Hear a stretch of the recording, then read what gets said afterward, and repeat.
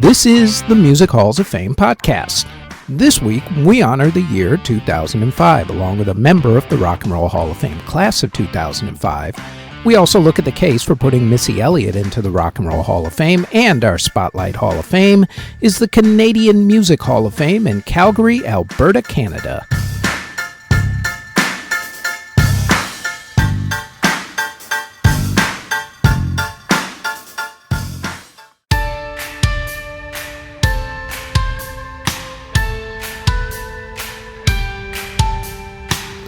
Before we get going with the podcast, like everyone tells you, please like, subscribe, and hit the notification bell so you'll know when these podcast episodes drop, which is usually every Thursday. Now, on to this week's episode.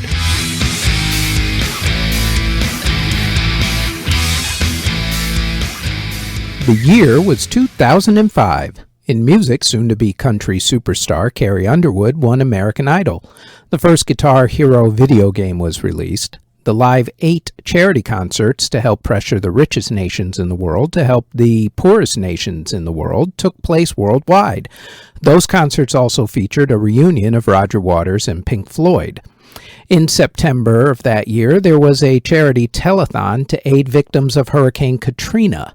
That telethon was the one when Kanye said his now famous line, or infamous, depending on how you're looking at it, quote, "George Bush doesn't care about black people." End quote. The year started off with two other charity concerts for relief efforts for the Boxing Day tsunami and earthquake that happened on December 26, 2004. Groups that formed in 2005 include Bridezilla, the band Perry, Five Finger Death Punch, Danity Kane, the Jonas Brothers, Nervo, and Neon Trees. Destiny's Child broke up after a tour in 2005. They would, of course, continuously reunite for some shows Beyoncé was doing, like Coachella or the Super Bowl halftime show. Other bands who broke up were Autograph, Blink-182, The Calling, Cooler Kids, The Coors, Dirty Vegas, Eiffel 65, The Eurythmics, Jam & Spoon, The Osborne Brothers, The Postal Service, Rocket from the Crypt, and S Club 8. A lot of those bands eventually got back together again later on in the decades. Rihanna, Chris Brown, and Panic at the Disco released their debut albums in 2005. The Emancipation of Mimi by Mariah Carey was the biggest selling album in America. Other top-selling albums in 2005 were from 50 Cent, Kelly Clarkson, Green Day, The Black Eyed Peas, Coldplay, Rascal Flatts, Gwen Stefani, Kanye, and The Game. On the singles front, Mariah had the top single of the year with We Belong Together. Other top singles were by Gwen Stefani with Holla Back Girl, Mario with Let Me Love You, Kelly Clarkson with Since You've Been Gone and Behind These Hazel Eyes, Ciara and Missy Elliott with 1-2 Step, Kanye and Jamie Foxx with Gold Digger, Green Day with Boulevard of Broken Dreams, 50 Cent and Olivia with Candy Shop, and the Pussycat Dolls and Busta Rhymes with Don't Ya. In country music, Carrie Underwood had a big year. Other artists who were hot that year were Big and Rich, Kenny Chesney, Brooks and Dunn, Toby Keith, Jason Aldean, Miranda Lambert, Dwight Yoakam, Dierks Bentley, Montgomery Gentry, Leanne Womack, Trace Atkins, and comedian Larry the Cable Guy. In hip-hop, 2005 was dominated by 50 Cent, who had hit songs on the albums The Documentary, The Massacre, and the Get Rich or Die Tryin' soundtrack. Eminem, Yin Yang Twins, T.I., Fat Joe, Kanye, Trick Daddy, Nelly, The Game, Ja Rule, Tony Yayo, Common, M.I.A., Edan, Missy Elliott, and Lil Wayne also had big hits in that year. In Latin music, Frankie Negron, Aventura, Olga Tanon, La Secta All-Star, Panda, Reich. In Clabby, Andy, Luis Fonsi, Jenny Rivera, Juanes, Grupo Montes de Durango, Looney Tunes, and Baby Ranks. Patrulla 81, Cheyenne, RBD, Ivy Queen, Wisin and Yandel, Christian Castro, Luis Miguel, Sin Bandera, Tito Rojas, Ricardo Arjona, Daddy Yankee, Thalia, Grupo Mania, and Ricardo Montaner all had a great 2005. In dance music, the biggest songs were dominated by the usual remixes of pop and R&B types like Mariah Carey, Madonna, Jennifer Lopez, and Gwen Stefani. Hit songs by legit dance artists included Cascada's Every Time We Touch, Chemical Brothers' Galvanize, Obsession by Frankie J, Goldfrapp's Ooh La La, and also Number One, Erasure's Breathe, Body Rockers, I Like the Way You Move, New Order's Crafty, Rupee's Tempted to Touch, Christine W.'s The Wonder of It All, Delirium's remix of the Sarah McLachlan classic Silence, and the Postal Service's We Will Become Silhouettes. Tiesto also released his festival mainstay song Adagio for Strings in 2005. Musicians who passed away in 2005 include opera soprano Birgit Nilsson, Brazilian singer Aurora Miranda, drummer Mike Botts of Bread, drummer Tony Meehan of The Shadows, musician Ray Bumate, blues singer R.L. Burnside, singer Luther Vandross, musician Long John Baldry, country music star Chris Ledoux, country music singer Sammy Smith, drummer Spencer Dryden of Jefferson Airplane, opera singer Victoria de Los Angeles, and Jim Capaldi of Traffic. At the Grammy Awards for music that was released in 2005, U2 won Album of the Year for How to Dismantle an Atomic Bomb, and also Song of the Year for Sometimes You Can't Make It on Your Own. Green Day won Record of the Year for Boulevard of Broken Dreams, and John Legend won Best New Artist. At the Billboard Music Awards, the big winners were 50 Cent, Mariah Carey, Gwen Stefani, and Green Day. At the American Music Awards, Gwen Stefani, Will Smith, Sugar Land, and Green Day won big there. The MTV Video Music Awards were held in Miami right around the time that Hurricane Katrina came roaring through Florida before crossing the state, strengthening in the Gulf of Mexico, and heading to its eventual date with infamy in New Orleans. At that ceremony, Green Day won Video of the Year for Boulevard of Broken Dreams. At the Eurovision Singing Contest that was held in Kyiv, Ukraine, Greece won for the song My Number One. At the Tony Awards, Spamalot won Best Musical, and La Cage aux Folles won Best Revival of a Musical. The Pulitzer Prize for Music was shared by Stephen Stuckey's Second Concerto for Orchestra, Steve Reich's You Are, and Elliot Carter's Dialogues. Musically, at the Academy Awards, Brokeback Mountain won Best Film Score, while the 3-6 Mafia won Best Song for It's Hard Out There for a Pimp from the movie Hustle and Flow, becoming the second rap artist to win Best Song after Eminem, who won for the song Lose Yourself for his movie 8 Mile back in 2002. The Rock and Roll Hall of Fame ceremony was held on March 14, 2005 at the Waldorf Astoria Hotel in New York City. The hall inducted Seymour Stein and Frank Barcelona into the Non-Performer Lifetime Achievement Award category, and in the Performers category, the hall inducted Buddy Guy, Percy Sledge, the OJs, the Pretenders, and this next group. Larry Mullen Jr. was born in Dublin, Ireland in 1961. One day in 1976, at the age of 15, his father suggested that he put an ad on the Mount Temple Comprehensive School bulletin board that read, quote, "Drummer seeks musicians to form band," end quote. Among the guys who answered that ad were Paul Bono Hewson, David the Edge Evans, and Adam Clayton. No nickname. Go figure. After a few name changes, including Feedback the Hype and switching out some members, the band settled on the name U2. The band released their first album, Boy, in 1980. That album had the hit I Will Follow. Their second album, October, was released in 1981. At this point in America, a couple things happened. The first was that they started to get a reputation for energetic concerts, which led to them getting played on college radio. The second was that their music video for the song Gloria got played on some new TV channel called MTV, right when MTV was beginning to affect record sales. Although the band wasn't thrilled with the October album because their original ideas were lost in a briefcase during a show to support the Boy album, which meant that they had to rush the recording process during October, U2 was hell-bent on getting their next album right. That album was War. Released in 1982, the group started to flex its social and political muscles with the songs Sunday Bloody Sunday and New Year's Day. At this point, they also started playing bigger stadiums and festivals, including memorable concerts at the US Festival, where Bono climbed onto the top of the stage rigging, and Red Rocks Amphitheater in Colorado, which was turned into the live EP Under a Blood Red Sky. In 1984, U2 released The Unforgettable Fire, which had the hit Pride in the Name of Love. By now, U2 was transitioning from college rock band to a stadium act, and in 1985 they played Live Aid, where they did a 12-minute version of their song Bad, during which Bono danced with a member of the audience and is one of the classic performances of Live Aid.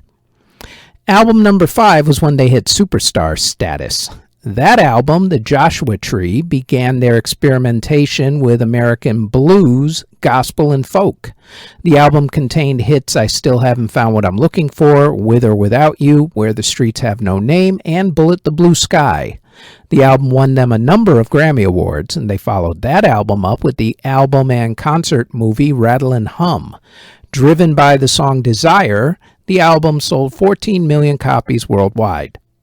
In 1991, after taking some time away from each other due to band tensions, U2 went electronica for their next album, Achtung Baby. That album had The Fly, Zoo Station, Mysterious Ways, and won. The album won them a lot of awards, including a Grammy Award, and spawned a huge tour, the Zoo TV Tour, during which Bono came out on stage as various characters. Their next album, Zootopia, continued the electronica trend. They also did a song for the Batman Forever soundtrack called Hold Me, Thrill Me, Kiss Me, Kill Me, then did an experimental album with Brian Eno called Original Soundtracks 1. Their next album, Pop, was, by their own admission, one of the worst albums they ever made, although there were still a couple of good songs on it. The band came back strong with All That You Can't Leave Behind with Beautiful Day and Elevation. During the tour to support the album, the September 11th attacks happened.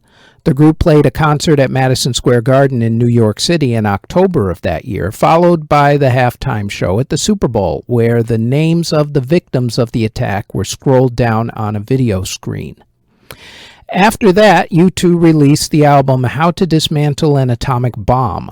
That album took home 8 Grammy Awards. After that came the albums No Line on the Horizon, Songs of Innocence, and Songs of Experience, which had to be delayed by a year while they rewrote the album to fit the new nationalistic world they found themselves in. While there were no hit songs from the album, the group is still a huge concert draw, playing multiple sold-out concerts worldwide. U2 has sold more than 170 million albums and has won the most Grammy Awards of any band. Currently, that number is 22. U2 were presented for induction into the Hall by 1999 Hall inductee Bruce Springsteen, who himself was presented for induction into the Hall in 1999 by Bono. U2 inducted into the Rock and Roll Hall of Fame, class of 2005.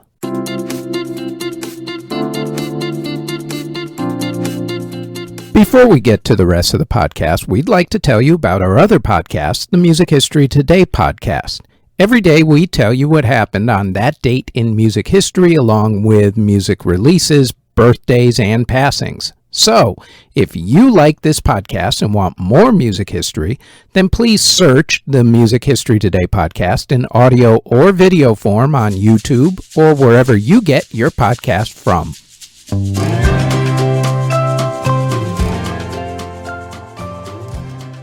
This week, we're going to look at the case for putting Missy Elliott into the Rock and Roll Hall of Fame in her first few years of eligibility, which start this year, 2023. To the tail of the tape we go. Missy Elliott has 6 studio albums. Of those, every single one went top 15 on the Billboard Albums chart, with the lowest going to number 13, 1 going to number 10, 2 going to number 3, and 2 going to number 2. As a solo singles artist, Missy put out 26 of them. Of those, 8 went top 40, with 5 going top 10, and 3 of those 5 going top 5. As a featured artist, she was on 54 different singles. Of those, 10 went top 40, with 6 of those going top 10, and 1 of those 6 going to number 2. As a guest artist and producer, Missy has been on way too many singles to list here, but by my count, in 25 years, she's been on well in excess of 100 singles.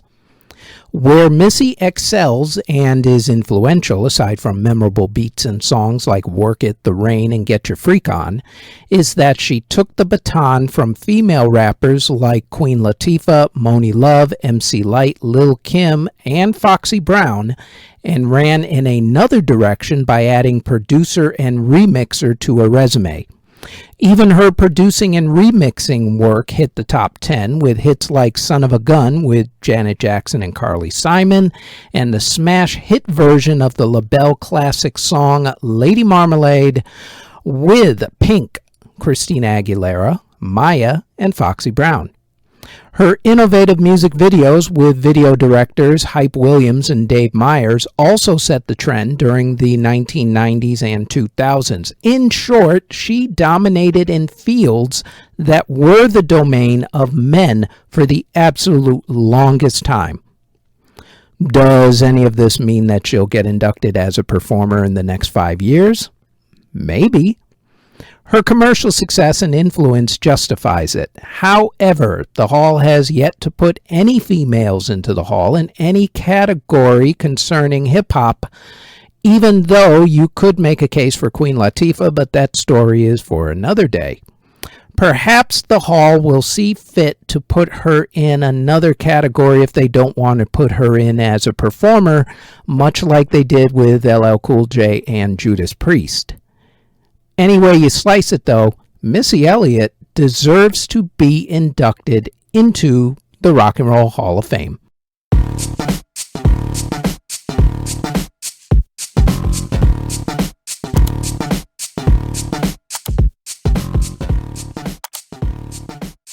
In America, the main lobby group for the recording industry and the one who gives out the Grammy Awards is the Recording Academy.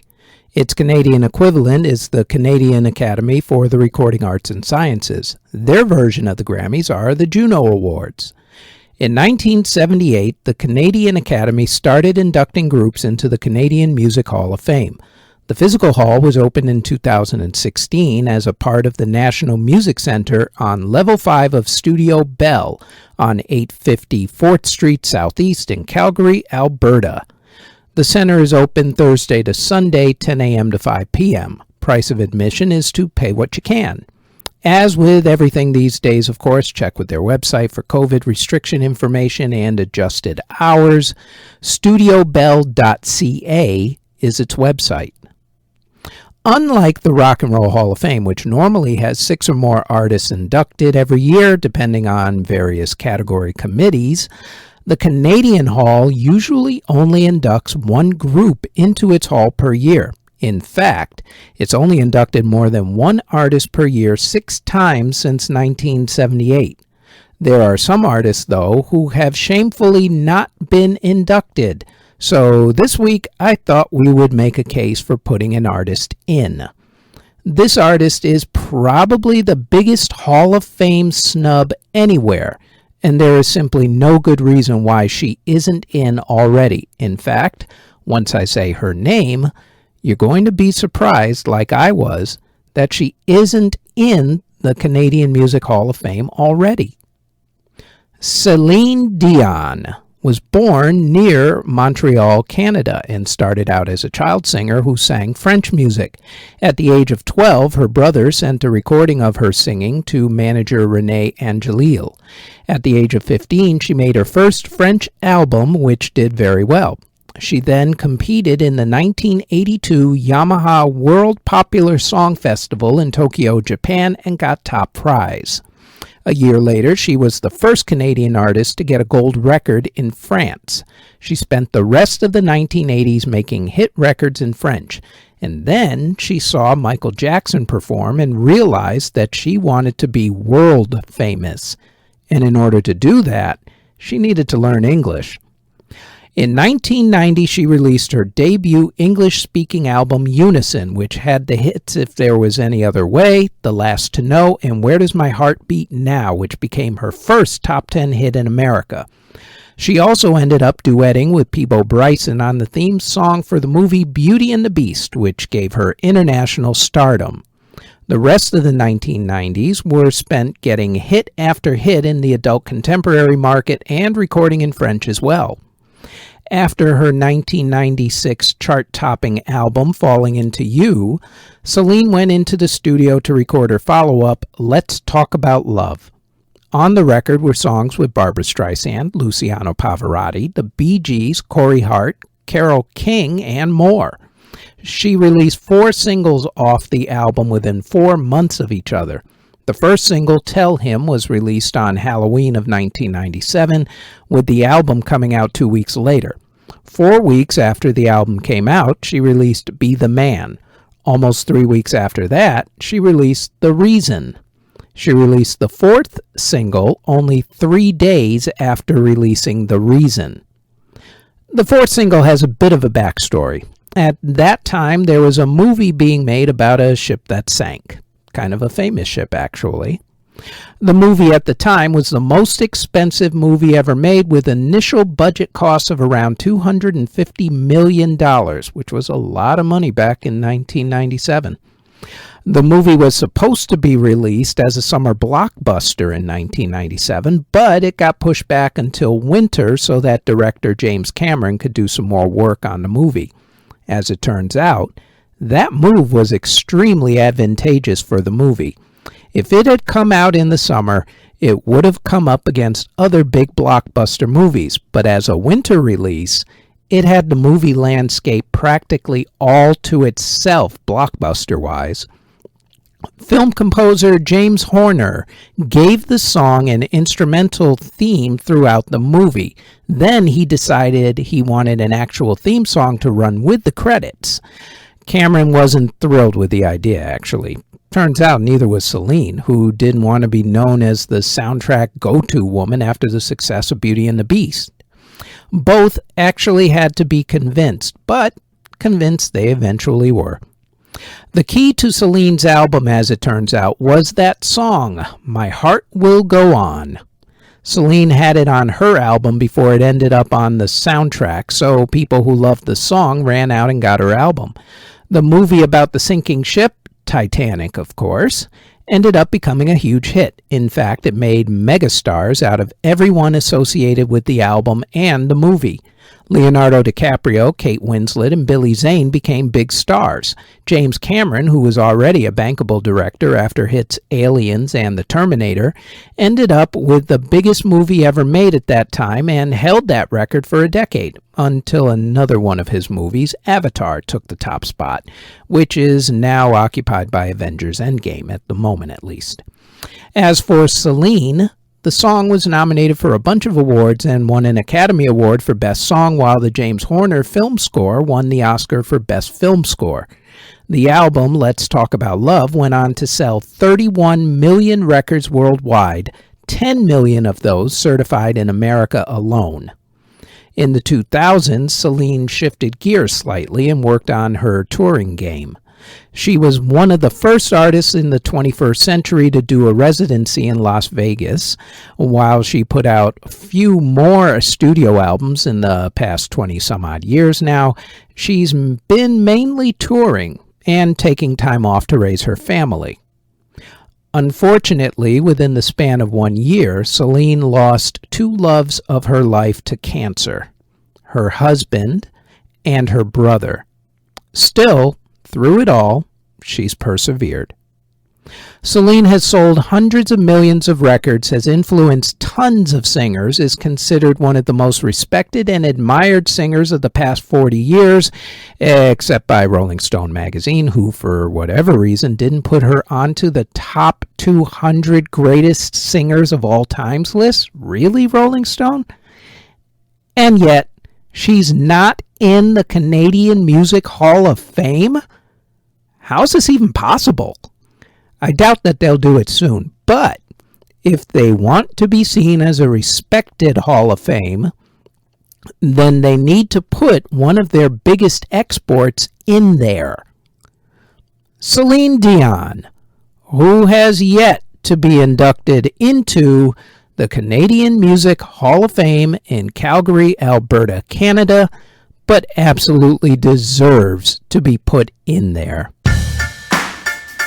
And that is it for this episode of the Music Halls of Fame podcast. For more podcast episodes, which drop every Thursday in audio and video form, then please like, subscribe, and click the notification bell on YouTube, Spotify, Apple Podcasts, iHeartRadio Podcasts, CastBox, Google Podcasts, or wherever you get your podcasts from.